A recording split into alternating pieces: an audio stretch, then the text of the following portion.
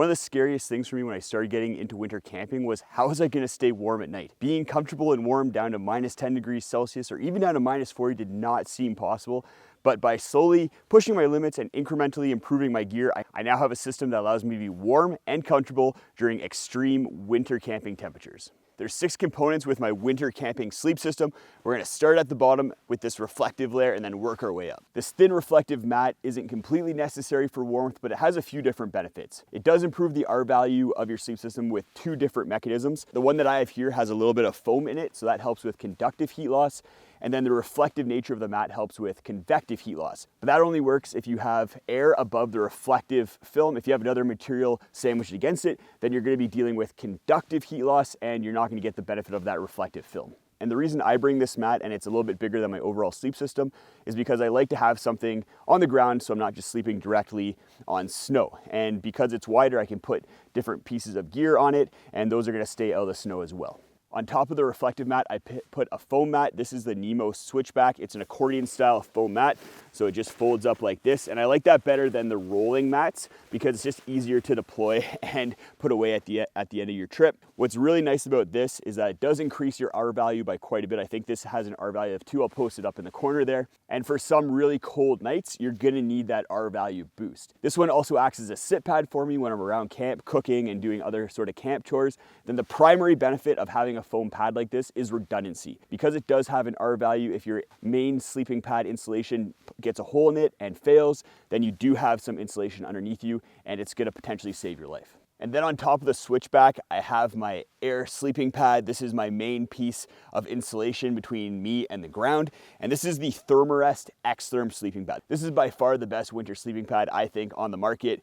It has a lot of benefits to it. First of all, it's very lightweight for a warm sleeping pad, and it's also very warm. It has an R value of 6.9. It'll easily get you down to minus 20 degrees Celsius, even minus 30 degrees Celsius just on its own. Then when you combine it with the mat that we have on the bottom here and then the foam Switchback, then you're going to be able to get down to very cold temperatures. The X-Therm achieves that really high warmth to weight ratio using 2 different technologies: ThermoCapture technology, which is thin mylar-like reflective film that is suspended throughout the pad, and then the triangular core matrix, which is the baffling system that the pad uses in order to prevent air movement throughout the pad and heat loss through that mechanism. This pad is also bomb-proof. It uses a 7 denier fabric on the bottom here and then a 30 denier fabric on the top. So it's a very durable pad as well, which is what you want during winter conditions because you don't want your pad failing in the middle of the night. I forgot this next item on my first winter camping trip of this year and I was devastated. It's one of the most essential items, I think, for comfort, and that's a pillow. I have here the Hike Enter pillow. What's nice about this for winter time is it has a little bit of foam on top for added insulation, and then it has the essential pad strap. I will never use a pillow that doesn't have a pad strap again, so it locks it down onto the sleeping pad so it's not drifting away in the middle of the night.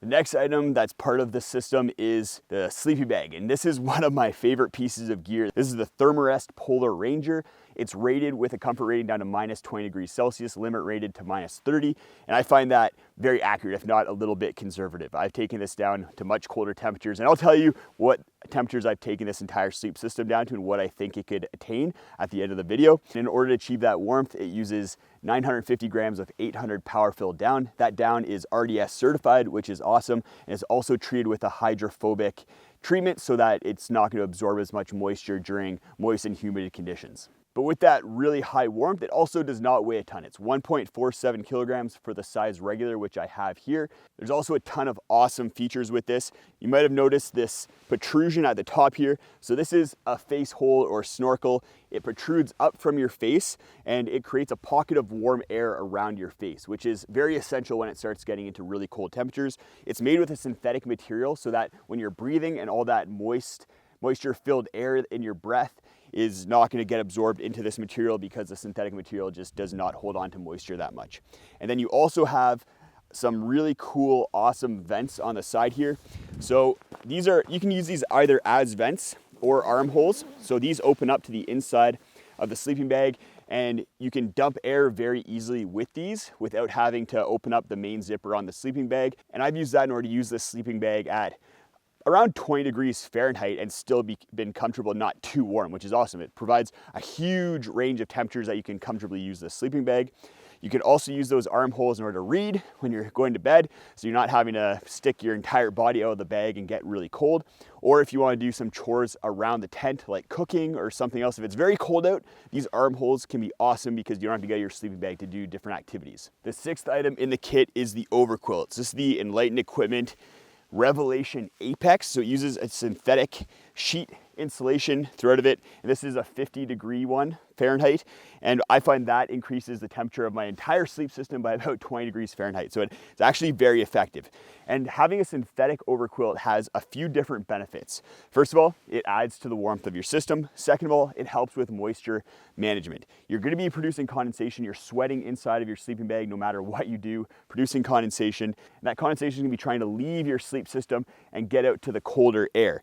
And what the synthetic overquilt does is it moves the dew point where that condensation turns into liquid outside of the down inside your sleeping bag that's sensitive, more sensitive to moisture, and will absorb more moisture.